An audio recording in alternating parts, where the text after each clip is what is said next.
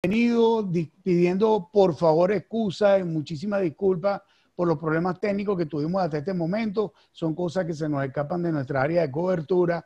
Sin embargo, vamos a dar inicio a una de las charlas más importantes en estos tiempos, precisamente en esta enfermedad por el COVID-19. Quiero, por supuesto, dar gracias al Ministerio de Ciencia y Tecnología y al Observatorio Nacional de Ciencia y Tecnología, el ministerio a cargo de la doctora Gabriela Jiménez Ramírez y la presidencia de la ONTI, del observatorio, a cargo de la doctora Grisel Romero Hiller, por estos espacios de apertura y de compartir en esta difícil situación que estamos de alguna manera pasando a nivel mundial con una pandemia por una virosis mortal que nos está afectando a todos los que habitamos este planeta. Entonces, bueno, en esta oportunidad vamos a hablar un tema muy relevante, muy de momento, muy importante, a cargo del doctor Alexis García Piñero. El doctor Alexis García Piñero, quien es pediatra, inmunólogo, coordinador de extensión del Instituto Nacional, el Instituto Dr. Nicolás Bianco de Inmunología Clínica, localizado en la Universidad Central de Venezuela. Alexis, una persona que por muchísimos años ha estado incursionando tanto en el tema de vacunas, también en enfermedades como SIDA y desde el punto de vista de los aspectos inmunológicos e inmunopatológicos, en todo lo que tiene que ver con enfermedades respiratorias también. Alexis va a comentarnos hoy, va a hacer una ponencia sobre qué hay de nuevo en investigación y desarrollo de vacunas contra el SARS-CoV-2. Entonces, quiero darle ya sin más preámbulo la palabra para que Alexis comience su disertación. Por favor, escriban a través del chat todas las preguntas relacionadas con el tema. Por favor, también mantenga su micrófono apagado, como es bien sabido ya por todos. Les doy de nuevo la bienvenida y muchísimas gracias por participar en este foro. Alexis, sin más preámbulo, por favor, de tu disertación. Gracias. Bueno, muchas gracias, Roberto. Para todos, buenos días. Y bueno, gracias al Ministerio de Ciencia y Tecnología, a la ONTI, por esta invitación para la disertación sobre la charla que vamos a hablar el día de hoy, que es que hay de nuevo en investigación y desarrollo para vacunas contra el SARS-CoV-2, que es el virus que produce la enfermedad llamada COVID-19. Entonces, bueno, voy a compartir la pantalla en este momento.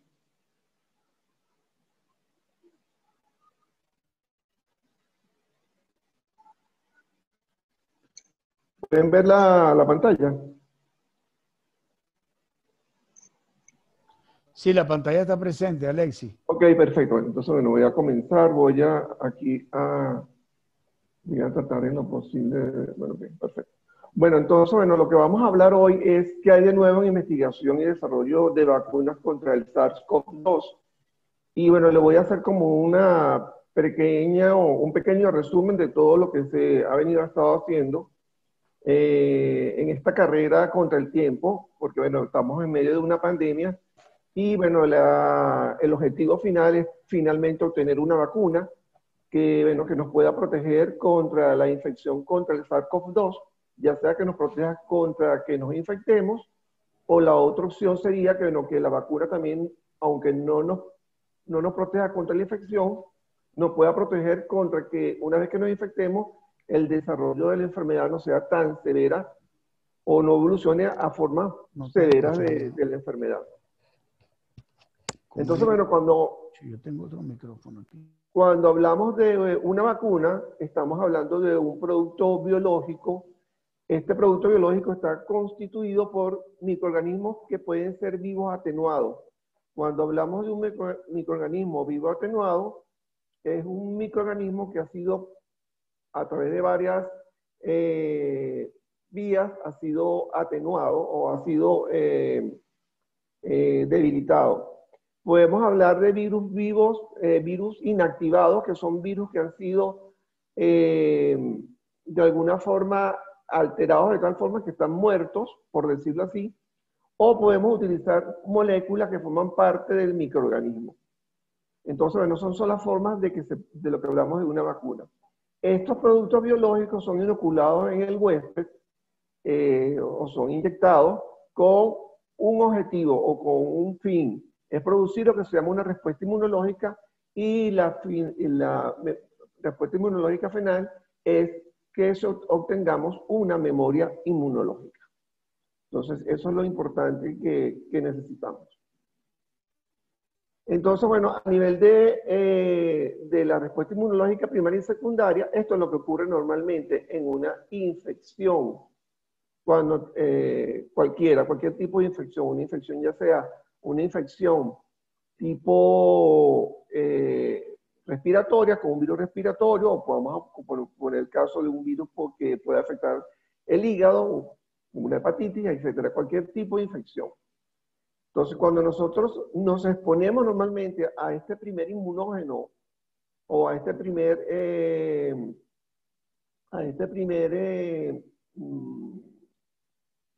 patógeno, que puede ser virus, bacteria o puede ser hongos, ¿qué es lo que va a suceder? Bueno, en este momento nos infectamos, va a haber un momento de incubación en el cual en este momento vamos a ser presintomáticos, o sea, no vamos a tener ningún síntoma en este momento, y posteriormente entonces viene la respuesta inmunológica.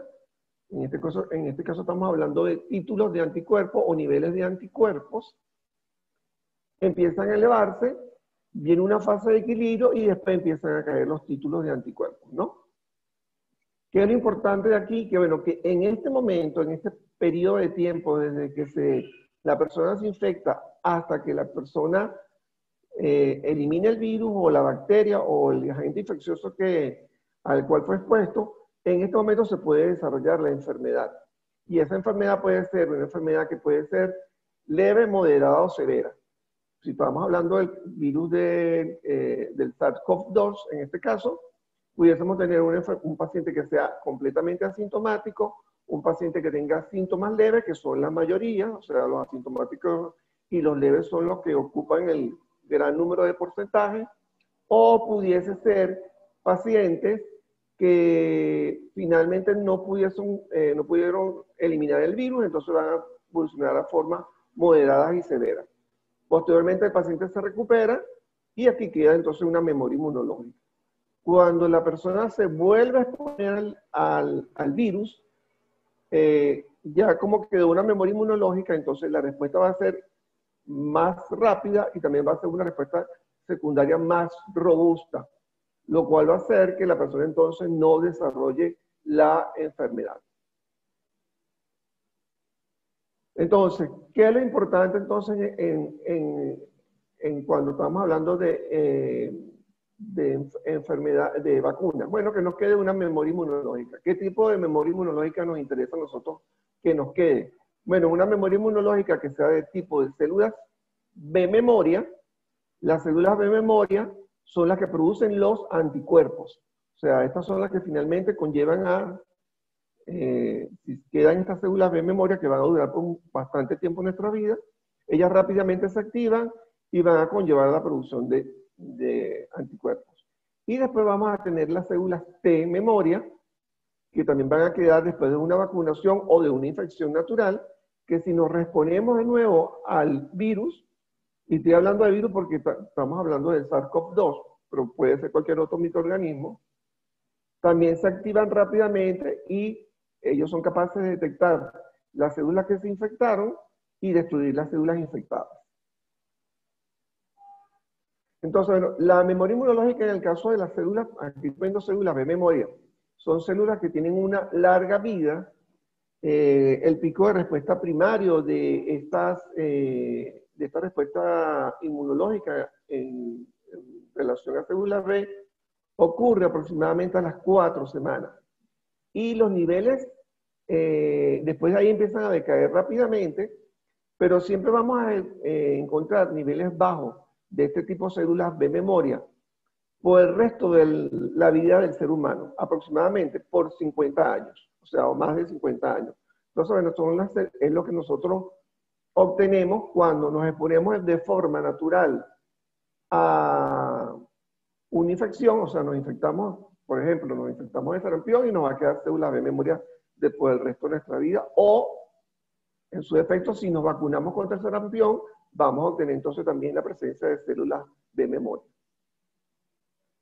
Va a haber una memoria inmunológica, que entonces, bueno, aquí está la memoria inmunológica de tipo B, y bueno, pongo primero B porque, bueno, lo importante de B es que siempre lo que vamos a escuchar es anticuerpos, aunque es importante tener en cuenta que, bueno, que no solamente la respuesta inmunológica está dada por anticuerpos, las células de memoria necesitan normalmente, para que la respuesta sea más robusta, la cooperación con otro tipo de linfocitos, que son los linfocitos T. Entonces se produce la cooperación entre linfocitos T y linfocitos B, y este tipo de respuesta inmunológica de tipo B va a ser más robusta. Una estimulación sola de las células B va a producir respuesta inmunológica también, pero no va a ser tan robusta y duradera comparado cuando tenemos una cooperación de células T con las células B.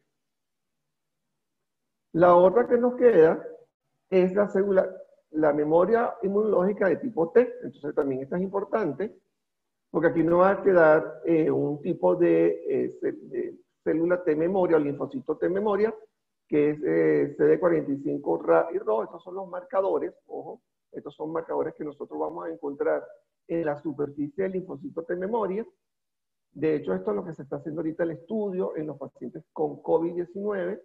Estamos evaluando este tipo de respuesta a memoria que queda en los pacientes en población venezolana actualmente. Entonces, esto es parte del estudio que se está llevando a cabo en el Instituto de Inmunología sobre lo que es la inmunidad celular. En esta lámina lo que yo estoy colocando a ustedes es que lo que me interesa que se lleven como mensaje de esta lámina es que una vez que se produce la memoria inmunológica, nos van a quedar como dos barreras para cuando vuelva a ingresar el virus, ¿no? En este caso, este es el virus aquí en verde.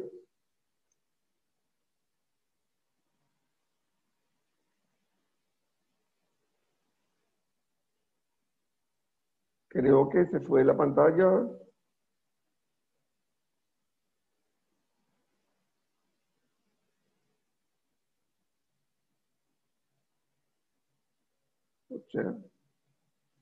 Creo que se fue la pantalla, nada para volverla a compartir. Ok. ¿Ven la pantalla? Sí, puedes conseguir. Ok, bueno, perfecto. Sí, puedes continuar, la estamos viendo. Ok, perfecto. Entonces, en este tipo de, cuando tenemos la memoria inmunológica, lo importante es que no va a quedar en que en el caso de memoria inmunológica de tipo humoral, o sea, producida por anticuerpos, vamos a tener como dos barreras. ¿Cuál es la primera barrera? Bueno, cuando entra el virus de nuevo, ya tenemos anticuerpos circulando, y estos anticuerpos circulando van a bloquear el virus, o sea, se van a unir al virus y lo van a neutralizar. ¿Qué quiere decir eso? Que lo van a bloquear. Y la segunda barrera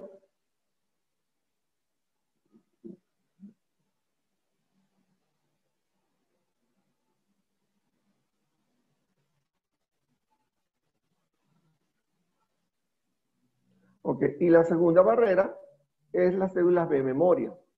Si el virus logra escapar de esta primera barrera, las células B memoria que quedaron por la vacunación o por la infección natural rápidamente se van a activar, van a hacer que las células B se conviertan en células plasmocitoides y comiencen a producir anticuerpos neutralizantes que van a bloquear al virus. Entonces, bueno, tenemos esta primera barrera y esta segunda barrera. Esto es lo importante entonces en memoria inmunológica. Pero así, bueno, ocurre también para las células T, importante las linfocitos T. ¿Por qué? Porque los linfocitos T son los que producen, por decirlo así, la lucha cuerpo a cuerpo.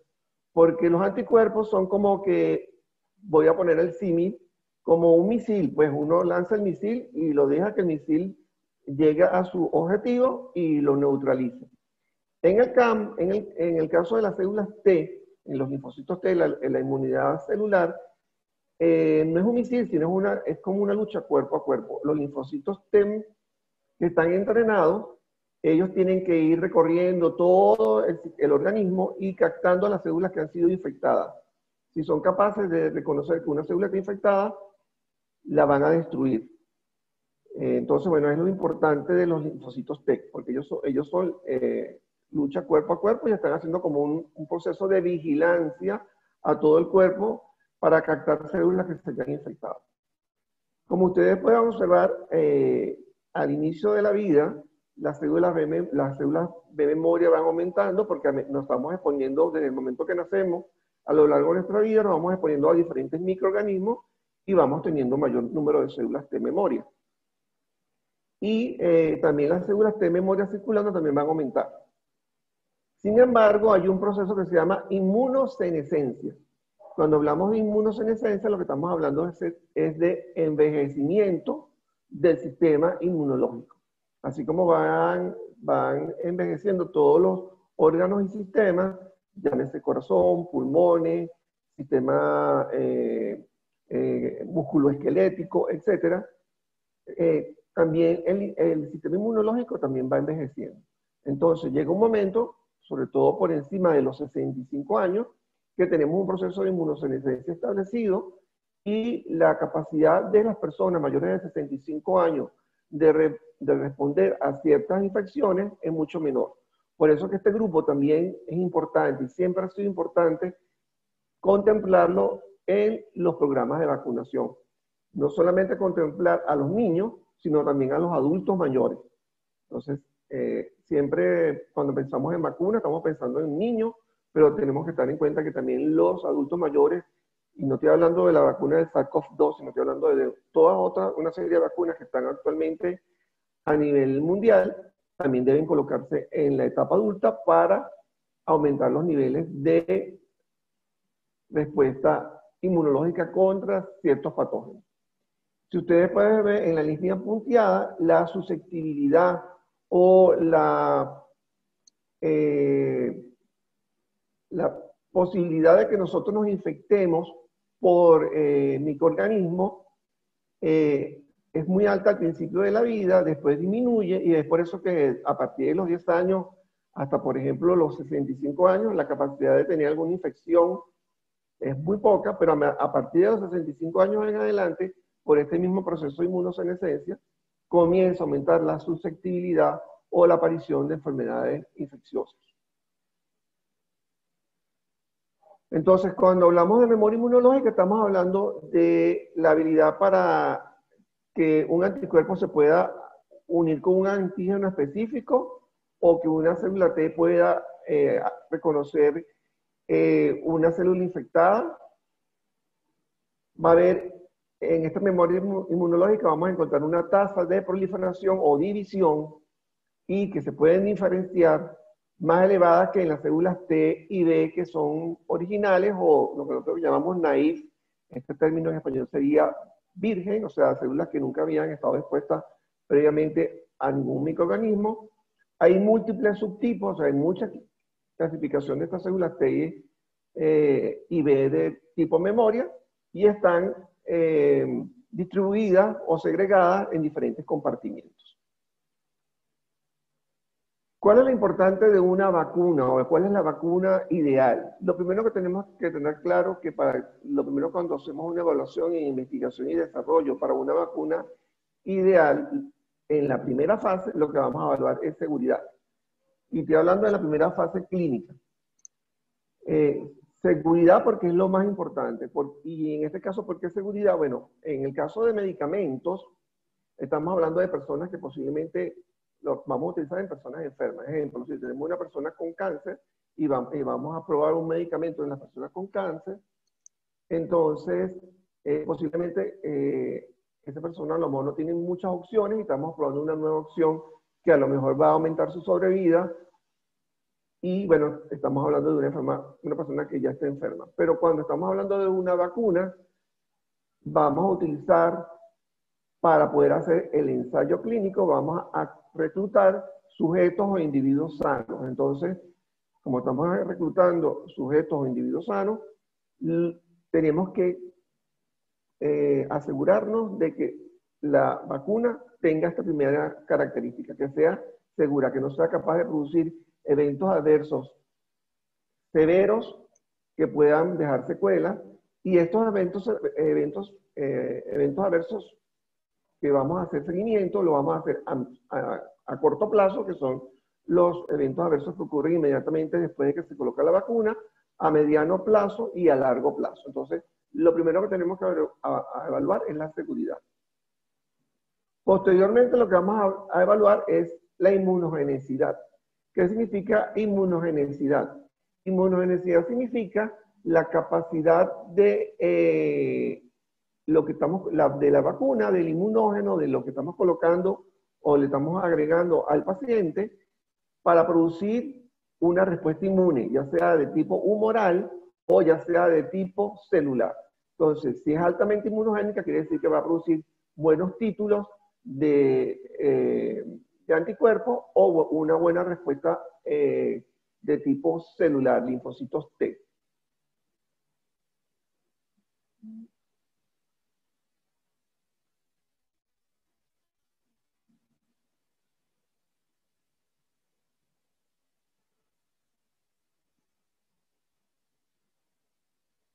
Después lo que vamos a evaluar es la eficacia. O sea, si la vacuna es capaz de ser eficaz. O sea, si las personas que fueron vacunadas quedan protegidas contra la enfermedad, o no necesariamente tiene que ser que la persona quedó protegida contra la enfermedad como tal. Porque puede ser que la persona se pueda infectar, pero yo lo que voy a lograr con la vacuna es que la enfermedad no sea tan severa. O sea, que puedo alterar la severidad de la enfermedad con la vacunación.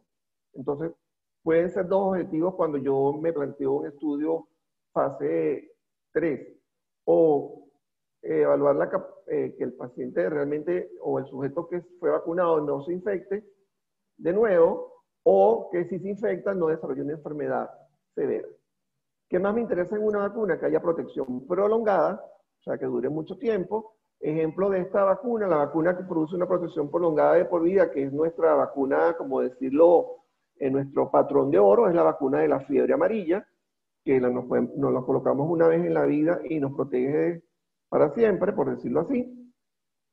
Por supuesto que sea fácil de administrar, es más fácil administrar una vacuna por vía oral o por vía, también ahorita se están utilizando vacunas que se administran por vía nasal, que colocar una vacuna por vía intramuscular o subcutánea, o por otra vía, ¿no? Entonces, que sea fácil de administrar. ¿Por qué esto es importante? Bueno, porque después viene la logística, y la logística es un tema que yo he estado conversando últimamente en todas las charlas y los foros. Porque encontramos la vacuna, se descubrió la vacuna, y bueno, ya tenemos la vacuna lista, pues aprobada, porque pasó los pasos que yo ya les comenté. Ella es una vacuna segura, es altamente inmunogénica y es eficaz. Pero si ahorita hay que producir la vacuna, después de producir la vacuna hay que distribuir la vacuna y finalmente colocar la vacuna. Esto también conlleva una cadena de frío, o sea, mantener esa vacuna desde el momento que se produce hasta el momento que llega a la persona que se le va a colocar, que se conserve todo, se conserve dentro de un rango de temperatura que permita que esa vacuna realmente sea efectiva en el momento que se le coloque al paciente. Y, por supuesto, bajo costo para que sea accesible a la mayor parte de la población. Entonces, bueno, como ya comenté, la composición puede ser microorganismos vivos, que pueden ser virus atenuados, o sea, virus que han sido debilitados, microorganismos que han sido inactivados, o sea, o microorganismos que han sido, desde algún punto de vista, alterados aquí y que están muertos. Toxinas inactivadas, las más frecuentes, las que más conocemos son el toxoide tetánico y el toxoide diftébico, que son toxinas inactivadas. Polisacáridos, que son azúcares que rodean a ciertas bacterias y forman como una cápsula que los protegen contra el medio ambiente. Entonces podemos utilizar esos polisacáridos. Y sustancias o inmunógenos obtenidos por ingeniería genética, lo que nosotros denominamos ADN recombinante. Entonces, todas estas son las posibles combinaciones a las diferentes composiciones de las diferentes vacunas. Y bueno, actualmente muchas vacunas tienen diferentes composiciones. Cuando vamos a evaluar la inmunogenicidad, cuando queremos evaluar una vacuna, tenemos que saber que las proteínas son las más inmunogénicas, o sea, que si usamos vacunas que contienen proteínas en su contenido, son las que van a producir una respuesta inmunogénica mayor, o sea, una respuesta inmunológica mucho más elevada que si utilizamos otro tipo de componentes. Los hidratos de carbono o los azúcares poseen menor capacidad inmunogénica. Los lípidos y los ácidos nucleicos solo van a ser inmunogénicos si lo unimos a proteínas o carbohidratos, y en la rama humoral pueden actuar como inmunógenos todos los tipos moleculares, mientras que en la rama celular, la que va a estimular a los linfocitos T, solo son las proteínas las que pueden estimular la rama celular. Entonces, esta lámina que está aquí, que ahorita les estoy presentando, resume todo lo que se hace actualmente en vacunas. Entonces, tenemos un patógeno o un virus, pónganse en el caso que es el SARS-CoV-2, pero puede ser cualquier otro. ¿Y qué es lo que hacemos? Lo inactivamos, y lo podemos inactivar ¿cómo? Usando sustancias químicas, calor, radiación, e inactivamos al agente causal, al agente viral. Lo podemos atenuar o debilitar y hacemos una vacuna. Entonces esos son los métodos tradicionales, y la mayoría de las vacunas que actualmente utilizamos utilizan estos métodos tradicionales. En los métodos tradicionales, además, agregamos una sustancia que lo llamamos adyuvante. ¿Por qué? Porque la vacuna sola, o sea, el componente, la proteína sola o el microorganismo inactivado o atenuado, posiblemente por sí solo no es capaz de desarrollar una respuesta inmunológica robusta. Entonces le tenemos que agregar un adyuvante para mejorar la respuesta inmunológica. Por eso se llama adyuvante, que viene de ayudar. Pues. Entonces ayuda a que esta respuesta sea mucho más robusta. Pero podemos irnos por la parte más molecular. Obtenemos el ácido nucleico de ese microorganismo, en este caso del virus. Podemos hacer clonaje molecular y podemos expresar partes de la información genética del virus en plásmidos, y podemos hacer vacunas de tipo ADN o ARN. Podemos utilizar el mismo virus y le podemos hacer alteraciones al virus, y podemos convertir ese virus en un virus que es virulento, en un virus que está atenuado. Entonces podríamos hacer una vacuna viva atenuada. Podemos hacer lo que se llama inserción dentro de un vector, que son vacunas vivas recombinantes, que son lo que se llaman ahorita vacunas vectoriales, y lo que hacemos es que insertamos parte de la información genética del virus, en este caso del SARS-CoV-2, y lo insertamos en un vector.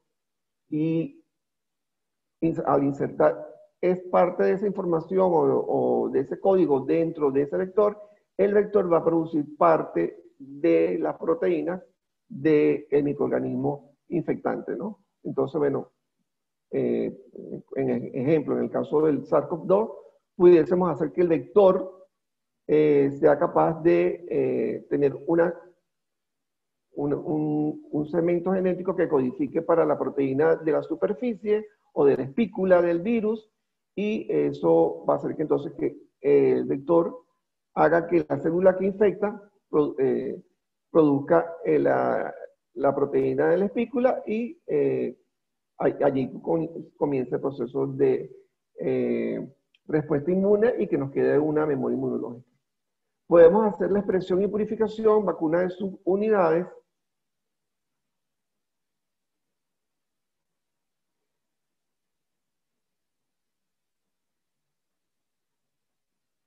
Vacuna de subunidades, y en el caso de la vacuna de subunidades, Bueno, la vacuna de unidad que actualmente tenemos es la vacuna de hepatitis B, que ya se comenzó a hacer en los años 80.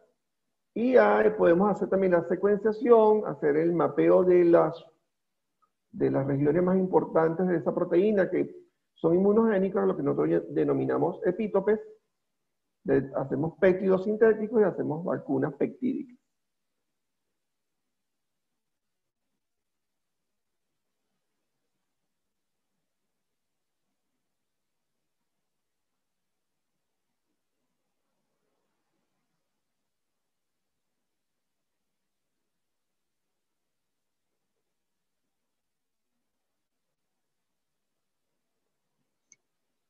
Ok, entonces vamos a hablar un poco de los ayudantes. Como ya les comenté, son sustancias usadas en combinación con un antígeno específico que produce una respuesta inmunitaria más robusta que el antígeno solo, incrementa la inmunogenicidad de los antígenos, aumentan la rapidez y duración de las respuestas inmunitarias, estimulan y modulan las respuestas humorales, incluyendo el tipo de anticuerpos, porque hay varios tipos de anticuerpos, lo que nosotros llamamos isotipos, y estimulan la inmunidad mediada por células.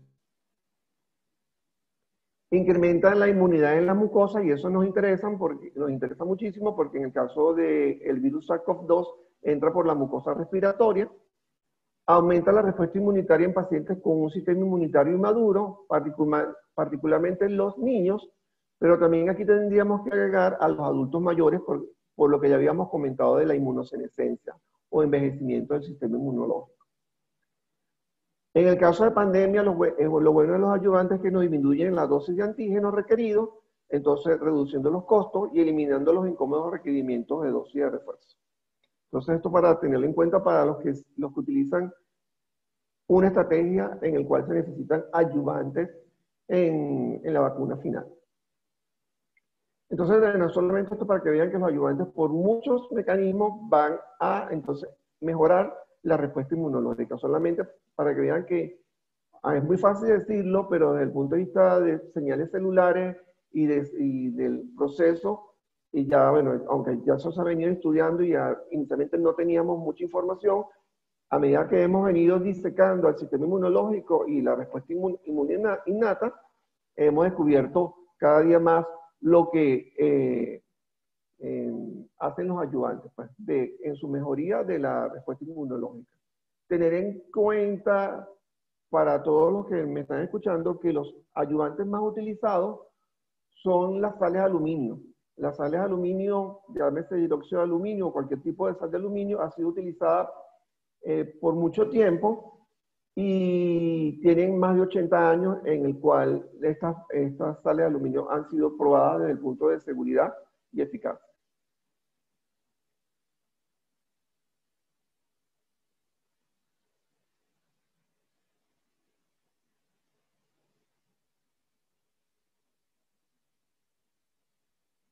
Ok.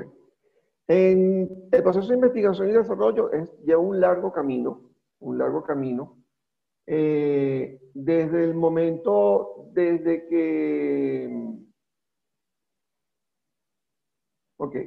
se piensa la vacuna, pasamos a la fase in vitro, o sea, la fase de laboratorio, donde lo experimentamos en líneas celulares, pasamos después a la parte de preclínica, donde en la parte preclínica lo que sucede es que vamos a evaluar la vacuna en animales y vamos a evaluarla en diferentes modelos animales, desde ratones hasta macacos rhesus, y después entramos en la fase clínica. Cuando hablamos de fase clínica, entonces vamos a entrar a evaluar la vacuna en seres humanos. Entonces primero tenemos que pasar toda esta fase antes de entrar al ser humano, y la información que vamos a obtener en la fase de seres humanos, entonces va a servir para vamos a recolectar toda la información que va a venir de la fase de seres humanos, y finalmente entonces ¿cómo se llama? Toda esa información que vamos a estar obteniendo de la fase de seres humanos va a ir a un análisis de bioinformática donde nos va a determinar si la vacuna, aparte de haber pasado todas las fases previas, es segura, es inmunogénica y es eficaz. Entonces, bueno, allí vamos a encontrar diferentes fases del proceso de investigación y desarrollo de vacunas.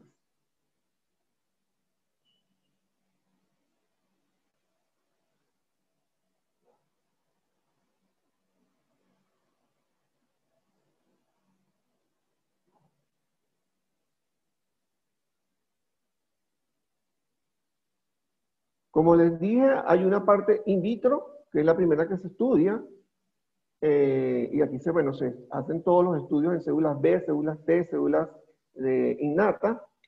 Posteriormente pasamos a la fase preclínica en animales, y finalmente entonces vamos a pasar a las fases clínicas. Entonces hay 3 fases clínicas, o ensayos clínicos: fase 1, fase 2 y fase 3. Estas son fases en las cuales entonces en la primera fase son pequeñas cantidades de adultos que se van a reclutar, individuos sanos que se van a reclutar, y aquí vamos a evaluar sobre todo seguridad e inmunogenicidad. En la fase 2, entonces el número de sujetos que van a entrar al estudio van a ser mayor, entre 200 y 500. También vamos a evaluar seguridad, inmunogenicidad, y comenzamos en la fase tardía del 2 a evaluar también eficacia. Y después finalmente viene la fase 3, que es el ensayo que es el más grande, donde se recluta mayor número de pacientes, inclusive pueden ser 30.000, 40.000, 50.000 voluntarios sanos que van a entrar a este estudio. Y aquí entonces vamos a evaluar, sobre todo, aparte de seguir evaluando seguridad, inmunogenicidad, el objetivo de la fase 3, que sigue evaluando los otros 2 parámetros. Lo importante aquí es evaluar la eficacia de la vacuna. Y bueno, una vez que se completan todas estas fases y todo sale bien, por decirlo así, se somete a las autoridades regulatorias de cada país o de los entes regulatorios en diferentes partes del mundo, se da la aprobación y se comienza a comercializar. Sin embargo, hay fase 4. La fase 4 es cuando ya la vacuna ha sido aprobada, y entonces se le sigue haciendo el análisis de la vacuna, ya cuando no solamente nos estamos limitando a ensayos clínicos que son muy controlados, sino que en la fase 4 estamos incluyendo individuos de la población de muchos otros países y individuos que a lo mejor no estaban incluidos en la fase 1, 2 o 3, porque la fase 1, 2 o 3 tiene criterios de inclusión, criterios de exclusión, que en la fase 4 posiblemente no sean tan estrictos como en las fases previas. Entonces, bueno, estas son las fases, y bueno, toma mucho tiempo desarrollar una vacuna. Las vacunas tardan generalmente, la que más rápido se desarrolló y obtuvo aprobación fue 4 años, y bueno, hay unas que han tardado 12 o hasta 14 años desde el momento desde que se inicia la investigación hasta que finalmente se aprueba. Pero como estamos en un proceso de una pandemia a nivel global y es una emergencia a nivel global, muchos de estos procesos se han venido modificando, y ha venido, cuando ustedes ven reportes preliminares en los diferentes artículos en publicación de vacunas, vemos que ahorita hay solapamiento de las fases, o sea, hay solapamiento de la fase 1 con la fase 2 para poder ir más rápido en el proceso de investigación y desarrollo. Y ya inclusive tenemos, y eso lo voy a poner en la parte final, tenemos vacunas que están en la fase 3. Entonces, en el caso de SARS-CoV-2 y la pandemia por la COVID-19, creo que nos ha dejado un aprendizaje importante en la investigación y desarrollo de vacunas, y cómo tenemos, bueno, que ser más expeditos en el proceso de investigar y desarrollar una vacuna para poder mitigar la pandemia por la COVID-19, sin dejar a un lado lo que es la seguridad de una vacuna. Entonces, bueno, la producción de vacunas de virus virales atenuadas, lo que hacemos es que el virus salvaje una de las formas es cultivarlo en condiciones desfavorables, y lo repetimos varias veces hasta que tenemos un virus que es atenuado o debilitado y que es incapaz de producir la enfermedad. En el caso de producción de vacunas virales inactivadas, el virus salvaje es cultivado bajo condiciones adecuadas, es purificado y se trata con calor o con químicos, y el virus queda inactivado, o sea, queda, por decirlo así, muerto. Podemos hacer vacunas de subunidades, aquí estamos hablando del virus de la hepatitis B. Lo que vamos a tomar en el caso del virus de la hepatitis B es el antígeno de superficie, que es este que yo estoy marcando con el apuntador. Y entonces esta es la región que codifica para el antígeno de superficie. Yo lo que voy a hacer es un corte y voy a hacer un empalme. Entonces corto esta sección del gen y después lo voy a unir. Lo corté y aquí está cortado. Y lo voy a entonces agregar a un vector de expresión. En este caso un vector de expresión que es una levadura. Hago que esta levadura la cultivo, que crezca, y finalmente esta levadura va a comenzar a producir el antígeno de superficie de la hepatitis B, que lo purifico. Estas partículas purificadas le agrego un adyuvante y bueno, y con eso formo la vacuna del virus de la hepatitis B. Como ustedes están viendo, lo que estoy colocando solamente es el antígeno de superficie del virus de la hepatitis B, solamente una parte del virus. Hay plataformas más elaboradas como la producción de partículas funcionales similares a virus, o lo que se llama VLP. Este es el caso del virus del papiloma humano. Le quise montar esta plataforma porque hay dos vacunas actualmente que se están comercializando para el VPH. Una utiliza una estrategia muy parecida a la que yo le mostré anteriormente para el virus de la hepatitis B, pero esta vacuna utiliza una estrategia un poco más compleja, ¿no? Hace corte de la proteína L1, ese gen o esa región codificante para el gen de la proteína L1, lo inserta por ingeniería genética en un baculovirus. Este baculovirus va a infectar a una línea celular que se llama HI5, que son células de insectos. Él se va a replicar aquí y va a hacer que esta célula comience a producir las proteínas L1. Estas proteínas L1 son extraídas en forma de subunidades y lo que llamó la atención cuando se comenzaron a hacer esta vacuna es que estas proteínas se autoensamblan y forman partículas semejantes a virus. Es como si tuviésemos un transformer, por decirlo así, los que han visto las caricaturas de Transformers, ¿no? Se purifica la proteína L1, se extrae y ella automáticamente se autoensambla y forma partículas semejantes al virus.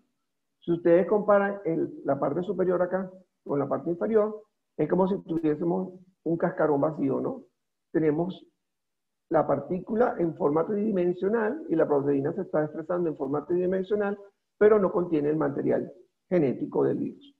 Entonces esto es lo que va a estimular al sistema inmunológico.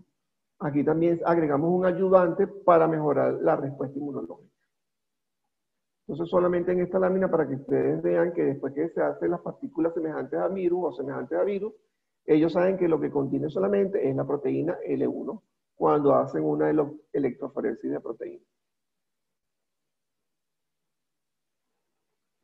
Hay vacunas quiméricas. Y cuando hablo de una vacuna quimérica, lo que estoy hablando es de una vacuna que, bueno, que combina dos virus, o sea, un virus que no existe realmente en la naturaleza, y lo que estoy haciendo entonces es una vacuna en el cual se mezcla parte de un virus con parte de otro virus. La vacuna del dengue es una de ellas. Se utiliza el virus de la fiebre amarilla, por supuesto que es el virus atenuado de la fiebre amarilla, el virus que se utiliza para la vacuna de la fiebre amarilla, y lo combino con el virus del dengue. Entonces, como ustedes saben, existen 4 serotipos del dengue: el dengue 1, el dengue 2, dengue 3 y dengue 4.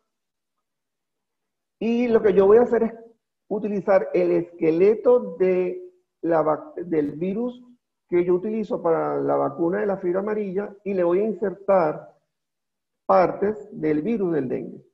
Y esta fue una vacuna desarrollada por Sanofi Pasteur. Es una vacuna quimérica tetravalente que es viva atenuada.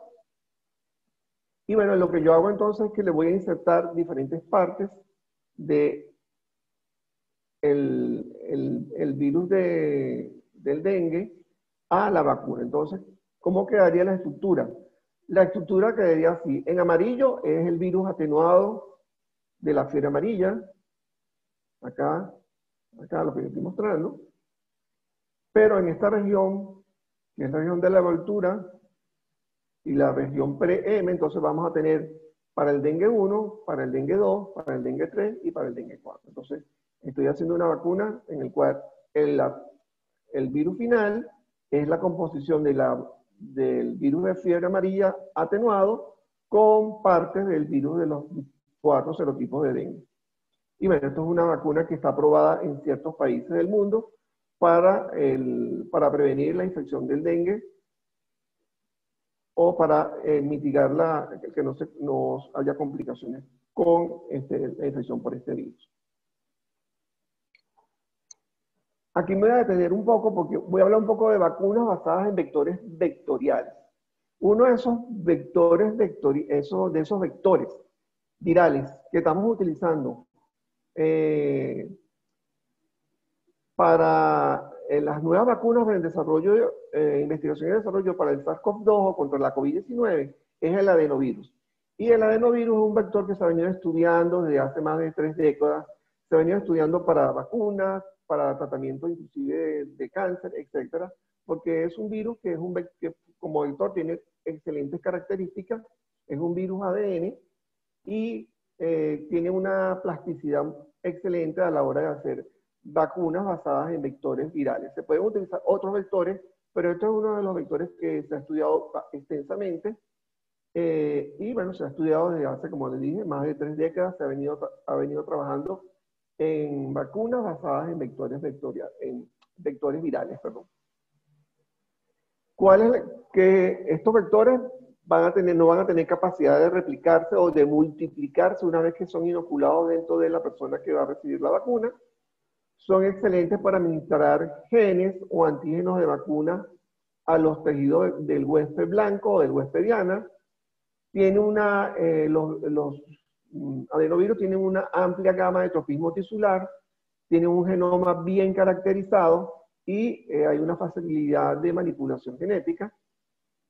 Puede aceptar grandes inserciones de ADN transgénico, propiedades ayudantes inherentes al mismo virus, capacidad de inducir respuesta al linfocito T específica robusta, y tiene una respuesta de anticuerpos de naturaleza no replicativa en el hospedador, o sea, en la persona que recibe la vacuna, y lo importante, sobre todo en época de pandemia, que hay una facilidad de producción a gran escala. Y esto es lo que haríamos normalmente. Entonces, aquí tenemos el patógeno o el virus, aquí tenemos el vector, que puede ser adenovirus, pero puede ser cualquier otro vector, y lo que vamos a tomar una parte del patógeno y lo vamos a colocar en el vector. Entonces el vector va a ser como el vehículo que va a llevar parte de la información del patógeno y va a formar parte de la vacuna y va a ser inoculado. Los adenovirus han pasado por diferentes etapas, inclusive nosotros lo llamamos vectores de primera generación, de segunda generación, de tercera generación, de cuarta generación, porque se han hecho muchas modificaciones. Y estas modificaciones se han venido haciendo porque en la década pasada, en el 2004, se inició un primer estudio con una vacuna para protegernos contra el VIH, una vacuna contra el VIH, que utilizaba un adenovirus que se llama adenovirus tipo 5. Ese estudio hubo que suspenderlo porque, bueno, primero hubo falta de eficacia y en un subgrupo de esos pacientes que recibieron este tipo de vacuna vectorial por adenovirus 5, se encontró que en los pacientes que recibían la vacuna, en esos pacientes que recibían la vacuna se incrementaba la susceptibilidad o la capacidad de poder infectarse con el virus del VIH. Entonces era un subgrupo, no todo el grupo completo de las personas que fueron estudiadas o de los sujetos que fueron estudiados, sino un subgrupo. Entonces, debido a eso, se paró el estudio, se siguieron evaluando los adenovirus y eso conllevó a hacer diferentes modificaciones, y entonces, bueno, por eso es que tenemos entonces estos vectores que han pasado por diferentes etapas, ¿no? Y se han cambiado, por decirlo, generación número 1, generación número 2 de vectores de adenovirus, etc. Se han venido modificando para evitar entonces que nos suceda lo que nos sucedió con la vacuna contra el VIH.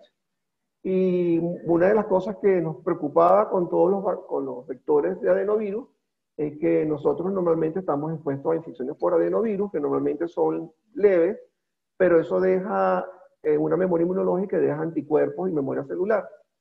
Entonces, si yo estoy previamente, tengo una memoria ya inmunológica contra el adenovirus o tengo anticuerpos contra el adenovirus, si yo utilizo el adenovirus como vector, posiblemente mi sistema inmunológico neutraliza el vector de una sola vez, ¿no? Una vez que lo coloque.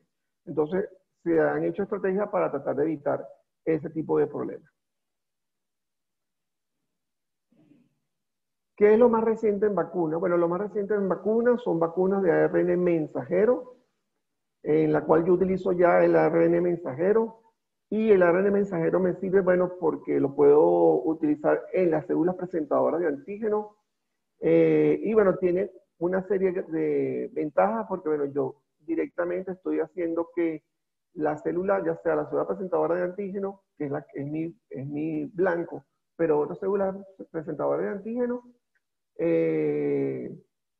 comiencen a producir la proteína que a mí me interesa para que sea procesada y presentada por la célula presentadora de antígeno, una célula dendrítica, y bueno, se produzca la respuesta inmunológica.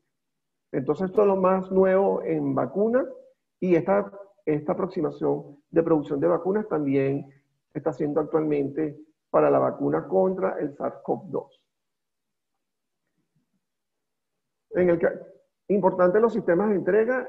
Si yo voy a entregar si voy a entregar un ARN mensajero, tengo que entregarlo envuelto o encapsulado en algo, porque si yo coloco el ARN mensajero tal cual como existe, las ribonucleasas rápidamente me lo van a degradar. Entonces yo tengo que proteger ese ARN mensajero y puedo utilizar diferentes sistemas de entregas. Las diferentes casas farmacéuticas que utilizan este sistema de ARN mensajero o vacunas de ARN mensajero utilizan diferentes también sistemas de entrega para estabilizar al ARN mensajero en su interior y protegerlo de que no sea degradado. Lo que va a suceder finalmente es que yo tengo entonces, en este caso, una partícula que puede ser un liposoma. En el interior tengo el ARN mensajero. Este liposoma se va a fusionar con la membrana de la célula presentadora de antígeno o con otra célula donde se coloque la vacuna, y va a ingresar por endocitosis, se libera el ARN mensajero. El ARN mensajero es leído por el ribosoma y se va a producir la proteína que a mí me interesa. En este caso, la proteína de la espícula, la proteína S del SARS-CoV-2. Entonces, esta es una de las vías que se está utilizando actualmente para también hacer investigación y producción de vacunas en el SARS-CoV-2. Ya para concluir, lo que le quiero decir es que actualmente en fase clínica hay aproximadamente 38 vacunas en fase clínica, ¿no? En este enlace de la Organización Mundial de la Salud, ustedes pueden tener actualizado semana a semana cómo va evolucionando cada una de las vacunas que están en estudio. Entonces, por ejemplo, la Universidad de Oxford y AstraZeneca, que está utilizando un vector viral sin capacidad de replicarse, utilizan un adenovirus de chimpancé, es una sola dosis, es intramuscular, y esta está en fase 3. Entonces aquí están todos los estudios que se han presentado. Tener en cuenta que, bueno, hubo recientemente, y fue muy mediático, que se presentó un evento adverso con esta vacuna. Hubo que romper el código del doble ciego, porque cuando se hacen estudios fase 3 hay un grupo que recibe placebo y otro grupo o recibe otra vacuna, y hay grupo que sí va a recibir la vacuna que se va a estudiar. Entonces, ni el médico ni el paciente sabe qué es lo que está recibiendo. Eso lo conoce solamente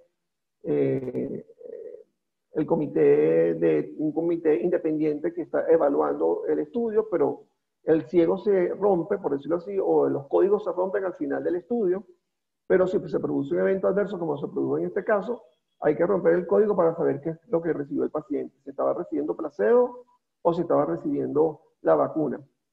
Afortunadamente se hizo el estudio de este primer caso y bueno, aunque el estudio se suspendió momentáneamente, casi a la semana, a las 2 semanas, se reinició el estudio de nuevo y el estudio continúa. En estos días apareció otro evento adverso parecido, pero tampoco se suspendió el estudio, se mantiene el estudio igual.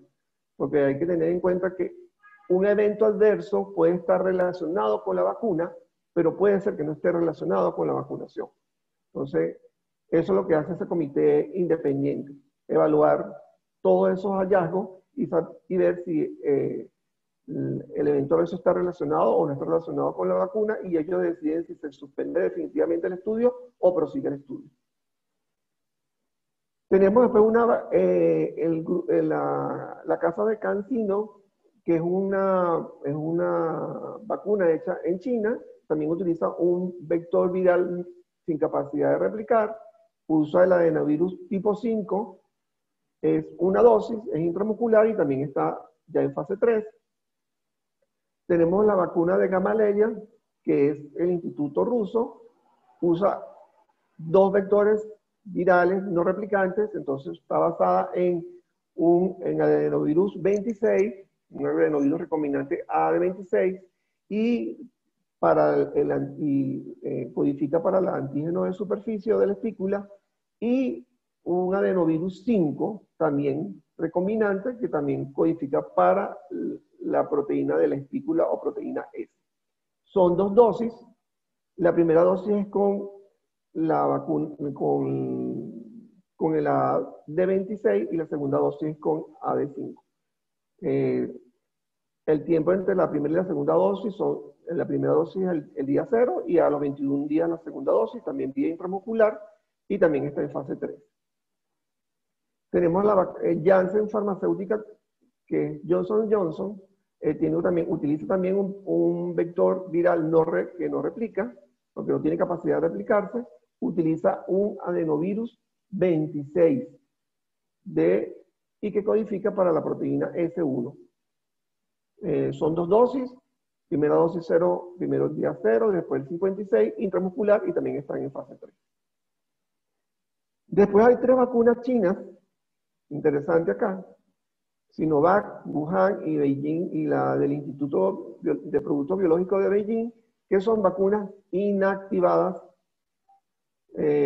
o sea que son vacunas que han sido inactivadas ya sea en forma química o en forma física. Son 2 dosis, hay diferentes esquemas del esquema de vacunación y todas están en fase 3. Y finalmente hay 2 vacunas que están utilizando y que están en fase 3, que están utilizando la nueva tecnología de ARN mensajero. Una es la vacuna Moderna, que trabaja con el Instituto de Inmunología de los Estados Unidos. Es una vacuna ARN mensajero encapsulada y son 2 dosis, 0-28 días, y también está en fase 3. Y la última es una compañía que la tecnología inicial es alemana, porque es de la compañía BioNTech, pero se asociaron con Pfizer, porque bueno, hay muchas asociaciones estratégicas, porque a veces son compañías pequeñas que no tienen la capacidad de grandes compañías farmacéuticas de producir vacunas. Es una vacuna de ARN mensajero, también es una vacuna que está encapsulada con liposoma, son 2 dosis, igualito que el anterior, 0-28 días, intramuscular, y también está en fase 3. Entonces, como ustedes pueden ver, todas son por vía intramuscular, y tendríamos entonces aproximadamente, serían 9 vacunas en fase 3. Entonces, bueno, lo que hay que esperar son los resultados ahorita de esta fase 3.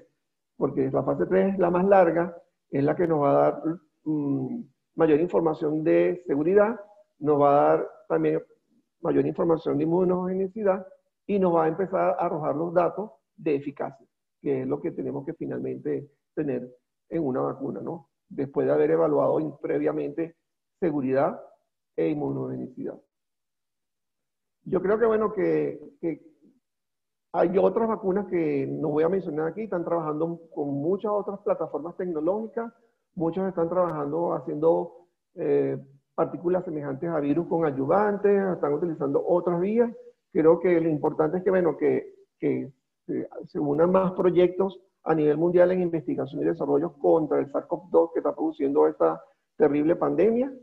Y, bueno, todas las vacunas que logren pasar todas las pruebas de seguridad, seguridad, inmunogenicidad y eficacia y que finalmente sean aprobadas, bueno, bienvenidas sean, vengan de donde sea, porque, bueno, evidentemente eso nos ayudaría a mitigar todo lo que es esta pandemia y todo lo que está ocasionando la pandemia a nivel mundial.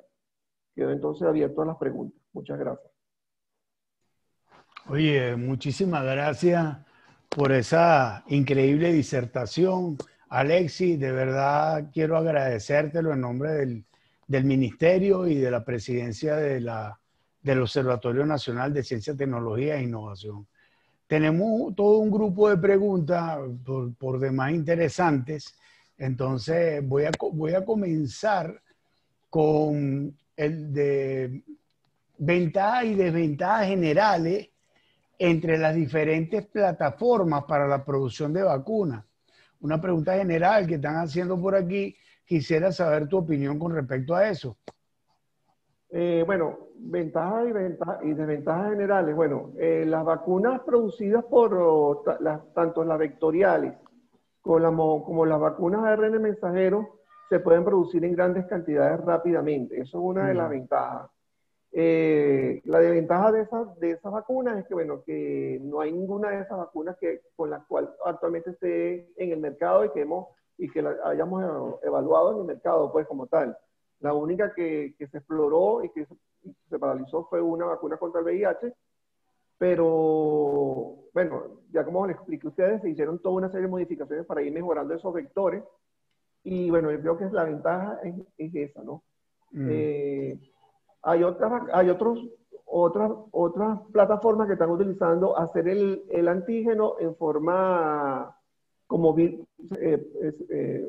también utilizando, ¿cómo se llama? Levadura, utilizando otros medios de producción de la proteína y haciendo inclusive partículas semejantes a virus y agregándole el ayudante, y esa sería también una ventaja. Si tenemos una vacuna a la cual podemos utilizar un ayudante, eso nos serviría para producir mayor cantidad de vacunas, porque lo importante ahora es producir la mayor cantidad de vacunas a nivel mundial, porque, bueno, estamos hablando de que cuál es la población a cubrir. Bueno, en teoría toda la población del mundo, en teoría. Claro. Serían 7.000 millones de dosis, por decir algo, ¿no? En teoría, ¿no? Porque, en teoría, porque primero nos iríamos, la posible aprobación sería como una vacuna de emergencia. Primero se aprobaría la vacuna, o se usaría, una vez aprobada la vacuna, se utilizaría primero en el personal de riesgo, que sería todo el personal de salud, y por supuesto en todas las personas con riesgo, por lo menos todos los adultos mayores, o todos los adultos mayores con alguna comorbilidad o con alguna enfermedad previa. Entonces, yo creo que la que salga tiene que probar las tres cosas: que es segura, que es inmunogénica y que es eficaz. Si lo prueba, está bien. Entiendo. Entonces, y ese tipo de vacuna, otra de las preguntas es, ¿va a necesitar un refuerzo inmediato? O sea, es decir, ¿cuál va a ser el tiempo mínimo para estar completamente seguro de la eficacia de la vacuna que comiencen a utilizar y los eventos adversos? Pues, o sea, que no tenga eventos adversos. Bueno, lo que, como estamos haciendo ahorita solapamiento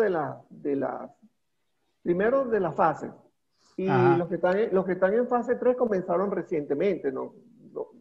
El que comenzó más recientemente pudo haber sido en julio. Estamos a nivel de septiembre. han pasado 2 meses desde que se iniciaron la mayoría de los estudios, pues, en fase 3. Muchos de ellos van a empezar a hacer como que análisis interinos posiblemente en diciembre o noviembre. ¿Qué es lo que va a suceder? Que bueno, que tenemos que esperar porque no sabemos realmente, ¿son seguras? Bueno, podemos evaluar la seguridad inmediata, pues a corto plazo, Claro. en el momento. A mediano plazo, vamos a mediano plazo, ¿cuánto le puedes poner? Que bueno, de aquí a diciembre serían máximo 6 meses. A enero serían 6 meses la mayoría de los que están en fase 3 actualmente. Entonces no tendrías los datos de seguridad a largo plazo, solamente tendrías datos de seguridad hasta ese momento. Y de eficacia, tienes que también esperar, porque ¿qué sucede cuando tú colocas una vacuna? Tú tienes que, la población se tiene que exponer en forma natural al virus. Claro. No, tú no le vas a hacer un reto. Yo no te voy a exponer, o sea, te vacuno y te reto con el virus natural. No, eso no es ético. Entonces, tengo que esperar que la población que yo vacune se exponga naturalmente a la infección y después tengo que comparar el placebo, los que recibieron el placebo o la otra vacuna, porque generalmente el placebo es otra vacuna que se le coloca al paciente, que puede ser una vacuna contra la hepatitis A, meningococo, etc. Comparar a esa persona que no recibió la vacuna contra la persona que sí recibió la vacuna y ver en los dos grupos quién fue el que se infectó más, cuál de los grupos se infectó con el SARS y cuál no se infectó. Ahí es donde vamos a comprobar la eficacia. Entonces, es un tema que es muy álgido porque en la fase 3 siempre toma mucho tiempo para poder llegar a resultados finales. Entiendo. La otra pregunta, en tu opinión, ¿no? ¿Cuál de las vacunas consideras tú va a ser, del punto de vista de la biotecnología, ¿no? ¿Cuál va a ser la más segura a corto plazo de todas las que están ahorita desarrollándose? Ya que vimos que las plataformas tecnológicas son diferentes. Por ejemplo, las chinas son todas inactivadas, ¿no? Otras son ARN, etcétera, etcétera. Entonces, desde tu opinión, ¿en cuál confías? ¿En cuál confías más? ¿Con cuál te sentirías más segura? ¿Y cuál sería tu recomendación, o sea, para Venezuela?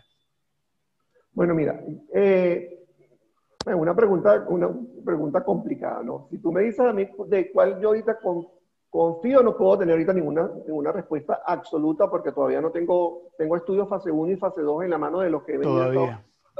y hay todavía datos que faltan por que lleguen para uno poder llegar a una conclusión, ¿no? Y no solamente mi persona, sino todos los que trabajamos en el área o estamos al tanto de investigación y desarrollo. Cuando yo estuve trabajando en una farmacéutica internacional por tanto tiempo que también hacíamos investigación y desarrollo de vacunas, eso tomaba mucho tiempo, inclusive cuando se hizo aquí el estudio de rotavirus, fue un estudio bastante complejo. Entonces, bueno, hay que esperar resultados a ver si finalmente cuál es la mejor. La que sí, vamos a decirlo así, la que yo podría decir, bueno, mira, esta vacuna podría ser como la vacuna que podríamos utilizar de inicio, son las vacunas inactivadas. Porque ya ese es el método tradicional que se ha utilizado por mucho tiempo. Entonces, todas esas vacunas chinas inactivadas, si muestran seguridad y eficacia, serían como, entre comillas, ojo, serían como las primeras que uno podría utilizar porque son inactivadas. O sea, no hay nada nuevo desde el punto de vista de biotecnología. Eso Exacto. es el método tradicional. Pero son más difíciles de producir. Ese es el problema. Y producir a gran escala. Ese es el problema de las vacunas inactivadas. ¿Y cuál es la otra pregunta que hace? Disculpa que te interrumpí. Ángel Fernández nos pregunta, entonces, ¿cuál sería la diferencia entre la inactivación y atenuación de la vacuna al momento de elaborarla? Bueno, ahorita no hay, en el momento de elaborarla, bueno, en el momento de elaborarla creo que lo presenté en la lámina. En el momento de elaborarla, lo que normalmente se hace es que se toma el virus y se va cultivando en situaciones extremas o adversas al virus. Y el virus se hace en pases sucesivos, hasta que uno va atenuando al virus, o sea, va debilitando el virus. Ya el virus no tiene la capacidad, la virulencia original. En cambio, la inactivación, lo que yo hago es cultivar el virus y después lo coloco le puedo colocar cualquier sustancia química o inclusive lo puedo inactivar con calor y ese sería el virus está inactivado, está muerto, por decirlo así. El atenuado está vivo y todavía tiene capacidad de replicarse, pero está debilitado. Esa es la diferencia entre una atenuada y una inactivada. Son dos cosas diferentes. O sea, la atenuada sigue, lo único que está debilitada, pero sigue, tiene capacidad de replicación. De hecho, vacunas atenuadas ahorita que utilizamos actualmente, la vacuna del sarampión, la vacuna de la rubiola, la vacuna contra la parotiditis, son vacunas vivas atenuadas. Está bien. Hay una inactivada la vacuna contra la hepatitis A. Exacto. Está bien. Jim Madrid nos pregunta que nuestros investigadores del IBI están desarrollando alguna propuesta de vacuna. Hace la pregunta, ¿no? A ver si tú tienes conocimiento de eso. Y si lo están haciendo, en qué fase están y cuál sería el método utilizado. No sé si yo no tengo... No, yo no tengo ninguna información. No tengo información. No, nosotros la información que yo tengo es que, bueno, que se están evaluando varias vacunas y entre una de esas vacunas que se está evaluando es la vacuna de Gamaleya, del Instituto de Gamaleya, que es la rusa, que utiliza estos dos vectores, y está en un proceso de evaluación inicial. Todavía no es que definitivamente haya una decisión, pero se está evaluando. ¿Por qué? Porque la idea sería que en esa fase 3 que se va a hacer, y como va a ser multicéntrico, Venezuela puede estar incluida en ese multicéntrico. Pero Venezuela está abierta también a participar en cualquier estudio multicéntrico, no solamente con Gamaleya, sino con cualquiera de las empresas rusas, o con, bueno, puede ser hasta AstraZeneca. Con la China. Cualquiera que quiera hacer un estudio multicéntrico aquí en Venezuela, creo que las puertas están abiertas aquí en Venezuela para hacer un estudio fase 3 acá. Por supuesto, reuniendo todos los requisitos que se necesitan por parte del Instituto Nacional de Higiene. Entiendo. De Paola Moncada. Paola Moncada nos pregunta, te pregunta, doctora Alexis, buen día, las vacunas desarrolladas por China, que son basadas en el adenovirus 5, ¿posee una eficacia igual o más elevada que las que están siendo desarrolladas por Oxford, basadas en el adenovirus del chimpancé? Ellos pasaron interesante. Los estudios de fase 1 y 2 son muy parecidos. Ajá. Los resultados son muy parecidos. Fase 3 no hay nada. No tenemos todavía. No hay nada publicado, pero fase 1 y 2 son muy parecidos. Está bien. Por lo menos lo que yo leí son, por lo menos, seguras e inmunogénicas. Entiendo. Está bien. ¿Y en cuánto tiempo podemos tener lista alguna de esas 9 propuestas mostradas? Nos pregunta Jim Madrid. Bueno, mira, mediáticamente, pues esto se está manejando muy mediático, inclusive por las empresas farmacéuticas grandes, que sabemos que manejan esta forma. Se manejan de esa forma. Algunos dicen que para finales de este año, para diciembre, pero yo realmente creo que algunas de estas vacunas ya listo con toda la fase completa y con estudios preliminares y aprobándolas de emergencia, porque esa sería una aprobación de emergencia, sería para entre el primero y segundo trimestre del año que viene. Entiendo. Muy bien.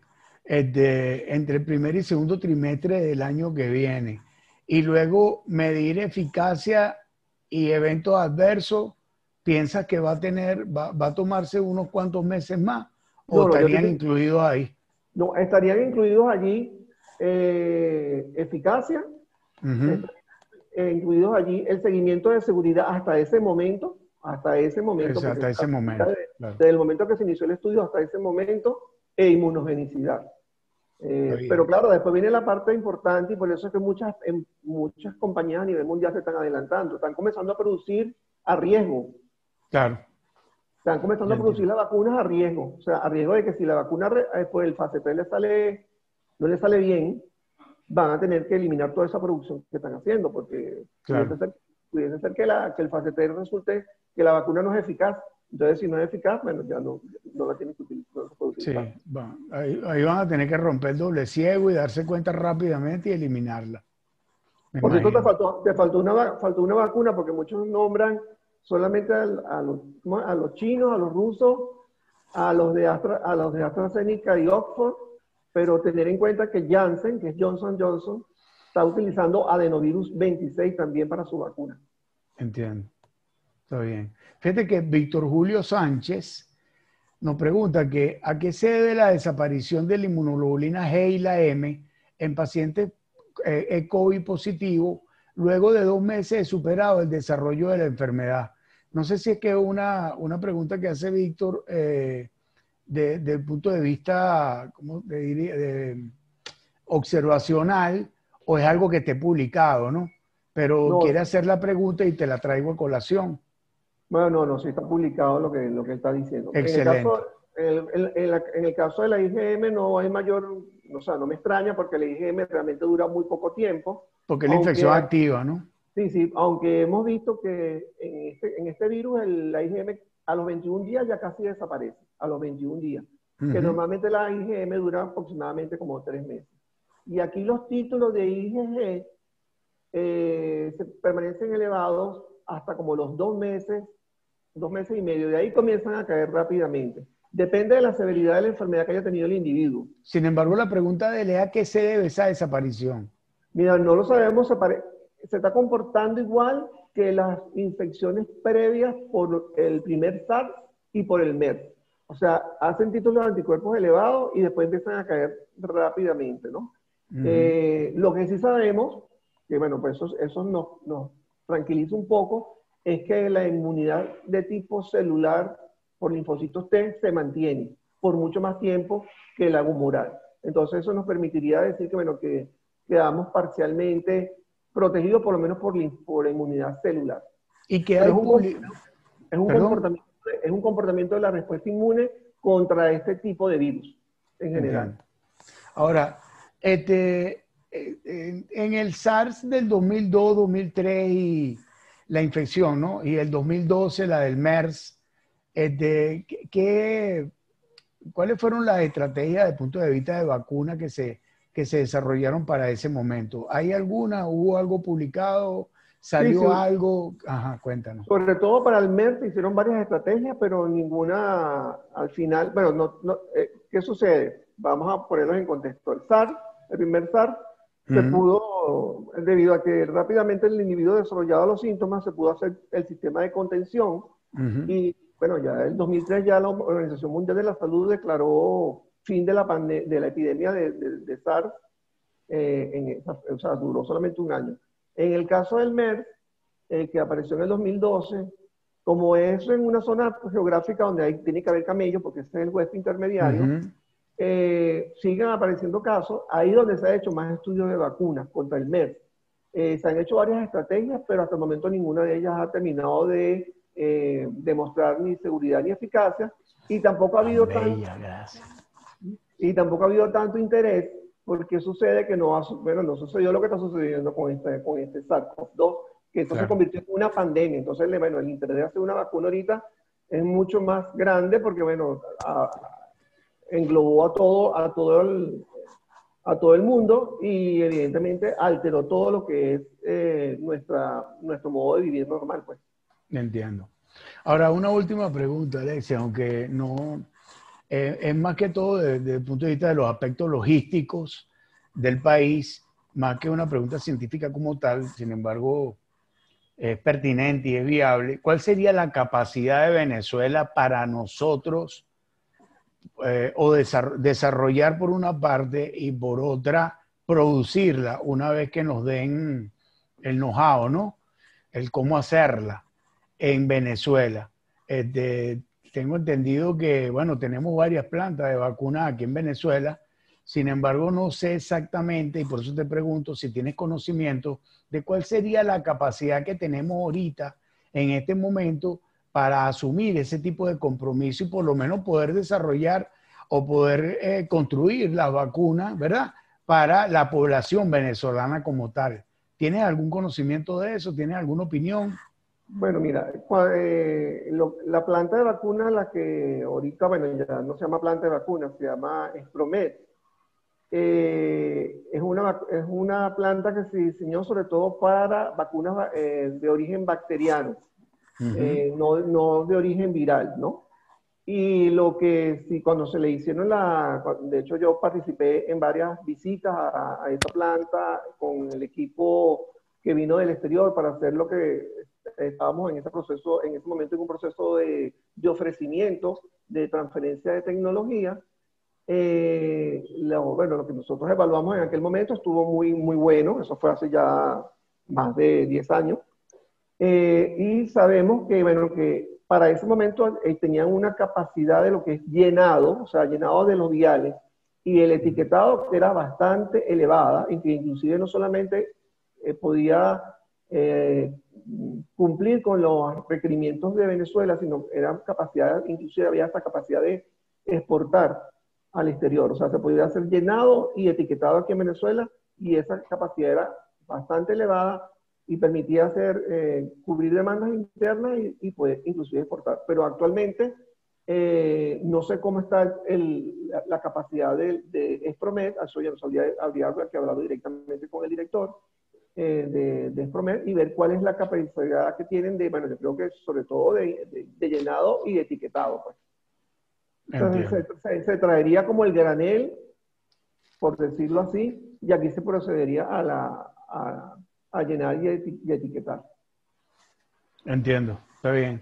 Bueno, mira, Alexi, muchísimas gracias por esa excelente disertación. Estuvo profunda, diáfana, transparente y muy clara. Creo que nos llevamos un excelente conocimiento. Quiero darle las gracias a todos los participantes por estar presentes, por conectarse, por su paciencia y por sus preguntas. Quiero recordarle que este foro va a estar colgado en YouTube, va a estar ya grabado y podrán entonces de nuevo volver a observarlo, sobre todo las personas que no pudieron conectarse hoy por los diferentes motivos que ya todos conocemos. Quiero dar de verdad las gracias a todos ustedes nuevamente en nombre del Ministerio de Ciencia, Tecnología e Innovación, en representación de la señora ministra, la doctora Gabriela Jiménez Ramírez, y de la presidencia del Observatorio Nacional de Ciencia y Tecnología, a cargo de la doctora Grisel Romero Hiller. En nombre del doctor Alexis García y en el mío propio Roberto Romero Marcano, quiero agradecerle su participación. Muy buena, muy bueno, todavía muy buenos días. Muchísimas gracias a todos por estar presentes y compartir esta charla con nosotros. Hasta luego. Hasta luego, gracias, hasta luego. Hasta luego. Chao.